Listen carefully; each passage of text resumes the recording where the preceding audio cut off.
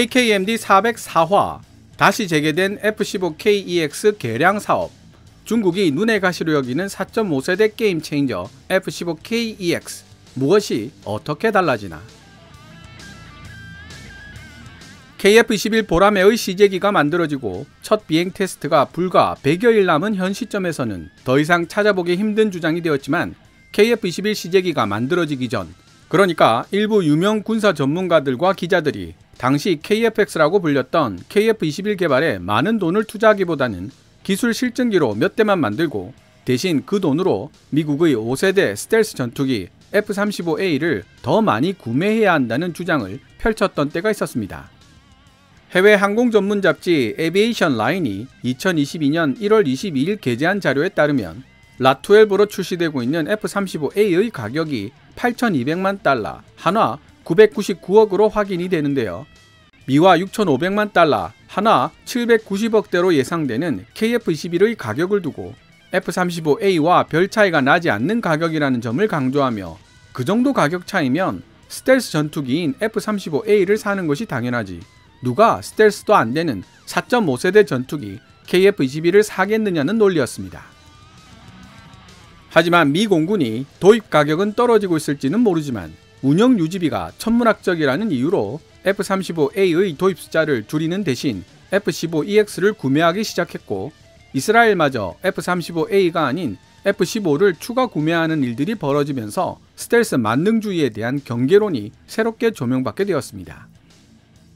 제공권이 확보되지 않은 상태에서 적의 대공 방어망을 돌파하여 종심으로 침투, 타격하는 공세적 임무에 있어서는 스텔스 전투기만한 수단이 없겠지만 제공권이 장악된 상태에서의 근접 지원 공격 CAS나 아군의 대공 방어망이 활발하게 작동을 하는 영역에서는 스텔스 기능보다는 뛰어난 기동성과 더 많은 무장 탑재량이 공중전에서 더 유리한 위치를 점하게 만든다는 사실을 미 공군이나 이스라엘 공군은 파악하게 되었던 것입니다.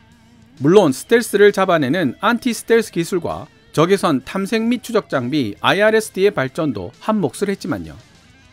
F-35A의 2분의 1에서 3분의 2 정도에 불과한 운영 유지비와 외부에 무장을 탑재하여 보다 많은 폭장량을 자랑하는 4.5세대 전투기들이 5세대 전투기에 투입되는 진보된 기술, 예를 들면 새로운 소프트웨어나 항전 장비들로 업그레이드하게 되면서 4.5 플러스 세대 전투기들은 새로운 전성시대를 열고 있습니다.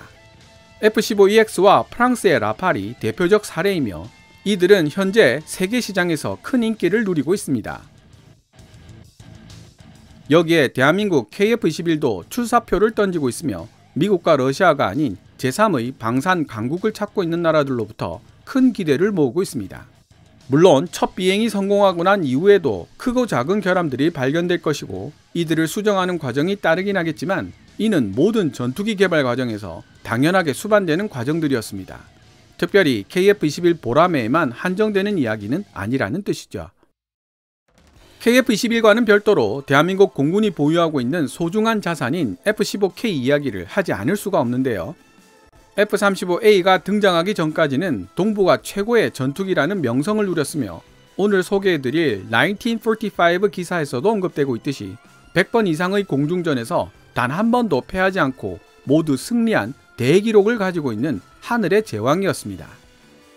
특히 F-15K는 폭격기에 맞먹는 폭장량을 지니고 있어 북한을 상대로 한 소중한 공중 타격 자산으로 여겨지고 있습니다.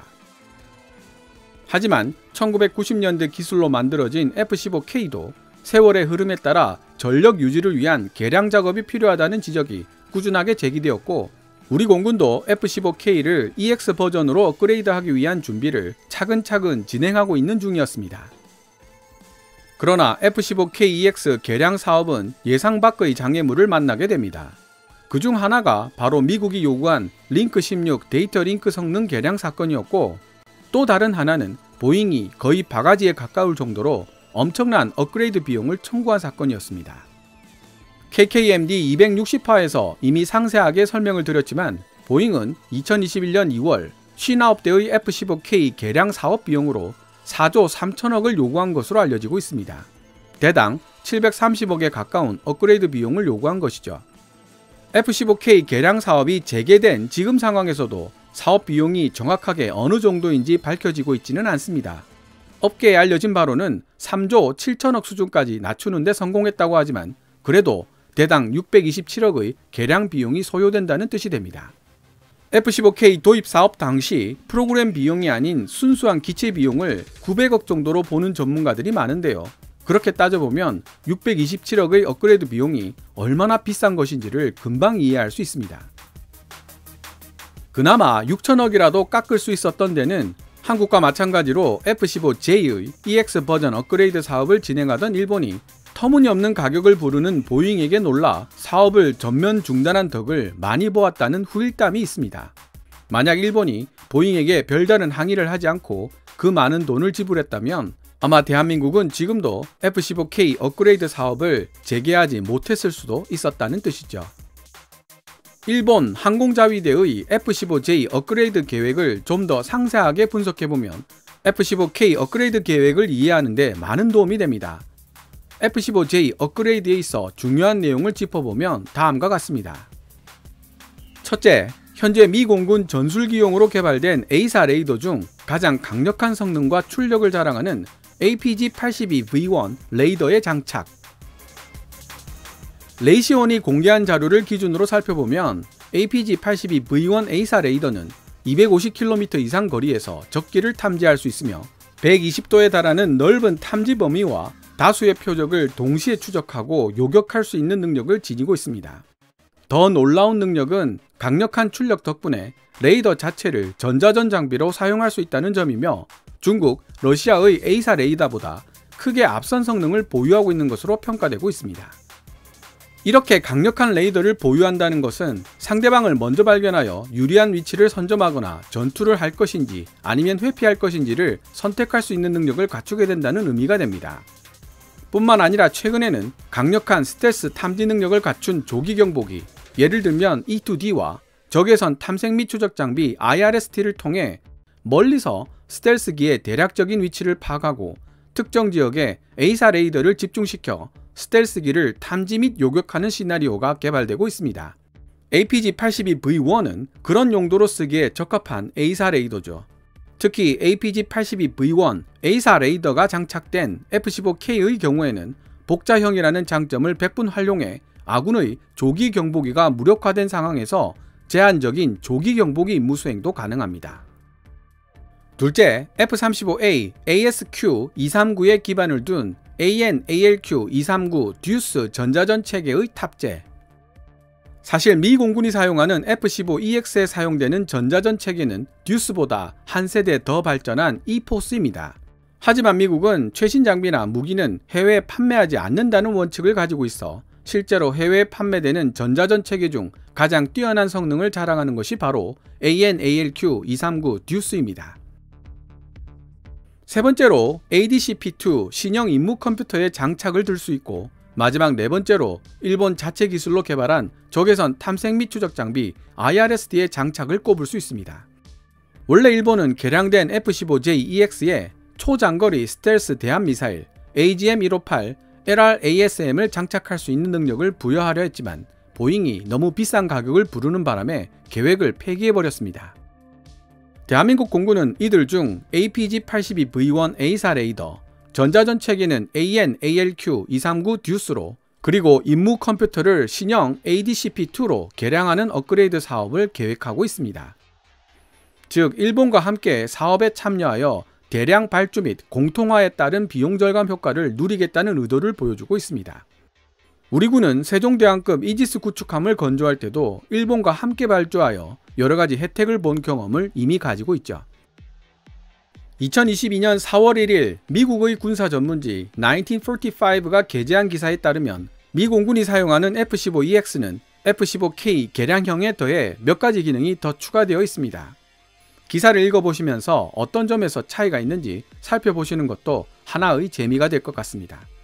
개인적으로 기사를 읽으며 가장 흥미로웠던 부분은 보잉이 인도의 다목적 전투기 MRCA 수주전에 F-15EX 이글2의 파생형을 제안할 예정이라는 내용이었는데요.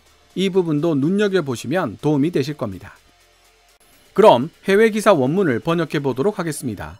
이미 충분한 설명을 했기 때문에 기사가 끝나는 대로 영상을 마무리하도록 하겠습니다. 기사 원문은 노란색 글자로 표시됩니다. F-15EX 이글2는 러시아나 중국이 싫어할 만한 성능을 모두 갖춘 4.5세대 전투기이다. 맥도넬 더글라스가 만든 F-15 이글은 미국 건국 200주년을 축하하는 기념행사가 있기 바로 몇 달 전인 1976년에 처음으로 미 공군에 취역했다. 쌍발 엔진을 갖춘 이 전천후 전술기는 공중전에서 단 한 번도 패한 적 없이 100승 이상의 전과를 올리면서 현대 전투기들 중 가장 성공적인 전투기로 명성을 얻었다. 훗날 F-15를 좀 더 개량시킨 전천후 전폭기 파생형 F-15E 스트라이크 이글이 개발되어 1989년 미 공군에 도입되면서 F-15의 기본 설계가 많은 확장성을 지니고 있음이 입증되었다. 그러나 1980년대에 도입된 미 공군의 F-15C 상당수는 세월의 흐름에 따른 노후화 현상을 피해갈 수 없었고 1997년 8월 맥도넬 더글라스와 합병한 보잉은 이 문제를 해결하기 위해 F-15 플랫폼에 새로운 생명을 불어넣는 작업을 제안했다. 그 결과 탄생한 것이 바로 F-15EX이다. 외관상 봤을 때 원래의 F-15와 별다른 차이가 없는 것처럼 보일 수도 있지만 보잉은 이 검증된 플랫폼을 대한민국과 최근에는 쿠웨이트 같은 국제적인 파트너 국가들에게 판매할 수 있었고 그 과정에서 얻은 노하우와 수익을 통해 꾸준하게 F-15 플랫폼에 대한 개량 작업을 진행할 수 있었다. 2020년 미 공군은 록히드 마틴이 만든 F-35 라이트닝 II 5세대 전투기를 보완할 수 있는 신뢰성이 높고 무엇보다 운영 유지비가 더 저렴한 전투기로서 업그레이드된 4.5세대 전투기 F-15EX 이상의 존재는 없을 것이라 결정했다. 기사 원문에서는 F-15EX를 4세대 전투기로 분류하고 있지만 4세대 전투기를 기반으로 5세대 전투기에 쓰이는 소프트웨어나 항전 장치를 접목한 전투기들은 통상 4.5세대 혹은 4++ 세대 전투기로 표현하는 것이 일반적입니다. F-35AES이고 있는 ASQ-239 전자전 장비를 기반으로 개발된 이포스 전자전 장비와 미국이 개발한 전투기용 A사 레이더들 중 가장 강력한 성능과 출력을 자랑하는 APG-82V1 A사 레이더를 장착한 F-15EX는 여러가지 의미에서 4.5세대 전투기로 분류하는 것이 정확한 것으로 생각됩니다. F-15이지만 F-15가 아닌 F-15EX. F-15EX는 2인승 전천후 다목적 전투기로 미 공군이 보유한 다른 전술기들에게서는 찾아볼 수 없는 독특하게 강화된 능력들을 제공한다. F-15EX 개량 작업에는 전자식 비행조종 장치 플라이-바이-와이어 기능과 신형 전자전 시스템 및 추가 무장 장착점, APG-82V1 첨단 A사 레이더와 ADCP-2 신형 임무 컴퓨터, 등각 연료 탱크, 강화된 기체 등이 포함된다. 개량된 F-15EX는 또한 이전 F-15E 버전보다 28% 커진 무장 탑재량을 지니고 있어 더 많은 수의 첨단 무기를 장착할 수 있다는 점을 특징으로 하고 있다. 동시에 파일럿들은 최소한의 전환 훈련만으로도 충분히 F-15에서 F-15EX로 기종을 바꿔 탈 수 있으며 유지 보수에 있어서도 구형 F-15보다 더 많은 인력을 필요로 하지 않는다. 뿐만 아니라 미 공군의 발표에 따르면 F-15EX는 구형 F-15의 기반 시설들을 거의 그대로 사용할 수 있다. 미 공군은 교체될 예정인 현재의 F-15C와 F-15E가 F-15EX의 부품 약 70%를 공유하고 있는 것으로 추정했다. 또한 세인트루이스에 있는 F-15 생산 라인은 그대로 유지한다 하더라도 F-15EX를 지원하기 위해 필요한 훈련시설, 정비 창고 및 기타 기반 시설들은 얼마든지 다른 장소로 쉽게 이동할 수 있다. 그 결과 미 공군은 보다 손쉽게 제작하여 실전 배치할 수 있을 뿐만 아니라 현재 보유하고 있는 F-35의 숫자와 거의 비슷한 숫자로 유지 운용할 수 있는 F-15EX 플랫폼을 얻을 수 있게 될 것이다. 보잉은 또한 F-15EX를 향후 수십 년 동안 증가하는 미래 위협에 뒤처지지 않고 적절하게 대응할 수 있도록 신속하게 새로운 기술을 삽입할 수 있는 플랫폼으로 만드는 것이 가능하다고 언급했다. 이러한 작업은 고급 전투관리 시스템 ABMS 기능을 제공하는 개방형 미션 시스템 아키텍처를 통해 수행될 예정이다. 고급 전투관리 시스템 ABMS는 F-15EX가 고립된 상태에서도 독립적인 작전 임무 수행을 할 수 있도록 도와줄 뿐만 아니라 다시 글로벌 클라우드에 연결할 수 있도록 도와주기도 한다. F-15EX는 2021년 2월 2일 첫 비행을 성공했고 지난해 에글린 공군기지에 여러 종류의 테스트를 위해 2대의 F-15EX가 인도되었다. F-15EX를 원하고 있는 미 공군. 미 공군은 2023 회계연도 예산안 집행의 일환으로 F-35의 도입 숫자를 줄이고 대신 F-15EX를 추가로 조달할 계획이다. 미 공군은 노후화된 F-15C 및 F-15D들을 최대한 빨리 교체할 수 있도록 F-15EX 조달 숫자를 늘리고 F-35의 최신 버전인 블락 4 모델을 도입할 수 있을 때까지 F-35 구매량을 낮추는 방안을 선택했다. 하지만 미 합중국 공군 외에도 F-15EX를 운용하는 또 다른 공군이 나타날 수도 있을 것 같다. 보잉은 인도 군이 내걸고 있는 요구 조건을 충족시킬 수 있는 전투기를 결정하기 위해 시작된 인도 공군의 다목적 전투기 MRCA 수주전을 위해 F-15EX를 제안할 계획이라고 발표했다. 미국 정부는 항공업계의 검을 보잉에게 F-15 전투기를 인도에게 판매할 수 있도록 허가해 줬는데 아마도 제한된 기종은 F-15EX 이글2의 파생형이 될 것으로 보인다.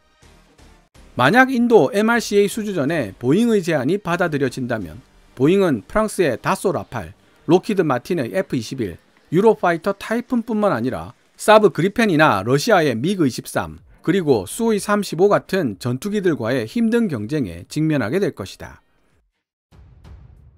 지금까지 2022년 4월 1일에 미국의 군사 전문지 1945가 게재한 중국, 러시아가 싫어하는 미래의 게임 체인저 F-15EX 이글2를 번역해 보았습니다. 미리 서두에서 말씀드린 대로 오늘 영상은 여기서 마무리하도록 하겠습니다. 오늘 KKMD에서 준비한 내용은 여기까지입니다. 좋아요와 구독 신청은 제작자에게 큰 힘이 됩니다.